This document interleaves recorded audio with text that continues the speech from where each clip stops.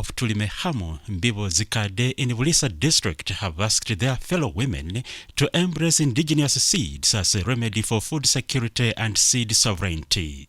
Joyce Babiesiza, a 62-year-old from Kisiasia East in Buliisa Town Council, says because of using traditional seeds that resist the current climate change during the outbreak of COVID-19, for them they had enough food for their families because they had stored enough in their traditional granaries.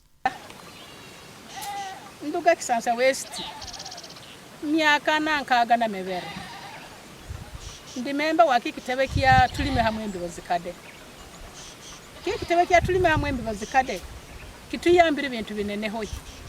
Hatati mu kutuona ha tulina bidero, tulina mitogolo, twali bidio byetu, twabibika mu bidero, twabika mitogolo, mwongi, ndemesa, bingora, bicholi, binyowa, usoki twegomba.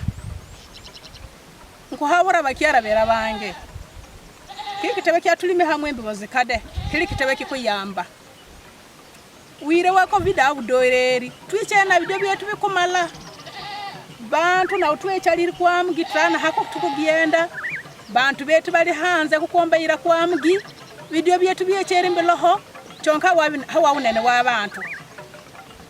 Twekitebe kyetu kya Africe yatuyambiri kyatugulira bidio betu kitaka twagenda linzala betu na deru bidio byetu tunabyo badu bakatuyambira nabyo bidio ubyetu byamo bideru byetu byabanza de byabaho ndemesa mwongi binyowa twegomba kwahi.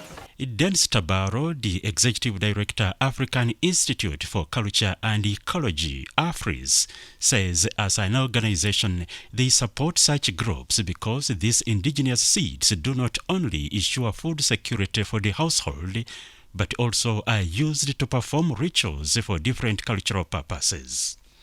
This group comes up to supplement the food security in the household. They do indigenous farming, they conserve indigenous seeds which have both different purposes. They are medicinal, they are cultural, and they are nutritious. And this whole kind of work started when we were working with the custodians of nature who were reviving their customary governance systems of biodiversity conservation, conserving the rivers, conserving the lake, conserving the wetlands and forests. And it so happened that the traditional seeds are the ones which are used in performance of rituals or practices in those sacred natural sites.